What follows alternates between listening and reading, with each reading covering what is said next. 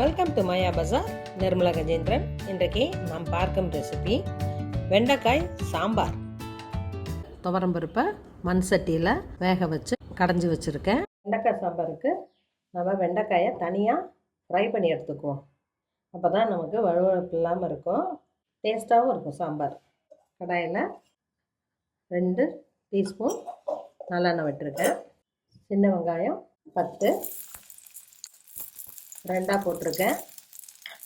பச்சை மிளகாய் 2, கருவேப்பிலை, பூண்டு 2 பல்லு போட்டிருக்கேன்.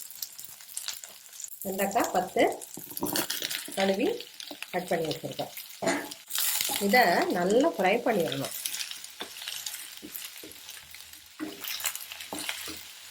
ஒரு 5 மினிட்ஸ் மீடியம் ஃப்ளேம்லேயே வச்சு ஃப்ரை பண்ணிடுவோம். அப்புறம் சாம்பாரில் இந்த பிசுப்பு இல்லாமல் இருக்கும். நம்ம சாம்பார் வச்சாலும் புளிக்குழம்பு வச்சாலும் இது போல் இரும்பு சட்டியில் ஃப்ரை பண்ணிக்கணும். அப்போ உங்களுக்கு டேஸ்ட்டே வித்தியாசமாக தெரியும். சட்டியோ மண் சட்டியிலையோ ஃப்ரை பண்ணாலும் இது போல் ஃப்ரை ஆகாது. இது குறைவான நேரத்தில் ஃப்ரை ஆயிரும். ஆஃப் பண்ணிடலாம். மண் சட்டியில் 4 டீஸ்பூன் நல்லெண்ணெய் விட்டுருக்கேன். எண்ணெய் காஞ்சிருச்சு. கடுகு 1/4 டீஸ்பூன், கடலைப்பருப்பு 1/2 டீஸ்பூன், உளுந்தம்பருப்பு 1/2 டீஸ்பூன், சீரகம் 1 பிஞ்ச், வெந்தயம் 1 பிஞ்ச், வரமிளகாய் 3, கருவேப்பிலை. நம்ம காயை இதுலேயே போட்டு ஃப்ரை பண்ணலாம். சட்டியில் ஃப்ரை ஆகிறத விட இரும்பு கடாயில் போட்டு நம்ம ஃப்ரை பண்ணுறப்ப நல்லா ஃப்ரை ஆகும். புளி சின்ன லெமன் சைஸ் எடுத்துருக்கேன். அதை ஊற வச்சு கரைச்சிருக்கேன். ஊற்றிடுறேன். 1 டீஸ்பூன் சாம்பார் தூள். காய்க்கு மட்டும் கொஞ்சமாக உப்பு போடுறேன். ஃப்ரை பண்ண வெண்டைக்காயை போட்டுடலாம். கொஞ்சம் பருப்பு வேக வச்சா தண்ணி கூட ஊற்றிக்கலாம். தண்ணி கம்மியாக இருந்தால் நம்ம நார்மல் வாட்டர் கொஞ்சம் ஊற்றிக்கலாம். தக்காளி பெரிய பழமாக 1 போட்டிருக்கேன். சின்னதாக இருந்தால் 2 கூட போட்டுக்கலாம். மூடி போட்டு வேகட்டும்.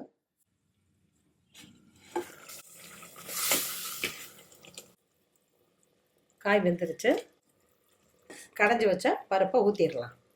குக்கரில் பருப்பு வேகிறத விட மண் சட்டியில் பருப்பு வெந்ததுன்னா கண்டிப்பாக சாம்பாருக்கு ருசி அதிகம். அதை செஞ்சு பார்த்து சாப்பிட்றப்ப தான் நமக்கு புரியும். சாம்பாரில் கொஞ்சம் கெட்டியாக இருந்தால் தான் நல்லாயிருக்கும். ரொம்ப தண்ணி ஊற்றக்கூடாது.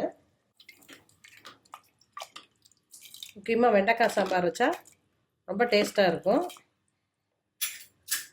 பெருங்காயம் கொஞ்சமாக போடுறேன். நம்ம எண்ணெயிலேயே கூட தாளிக்க போட்டுக்கலாம்.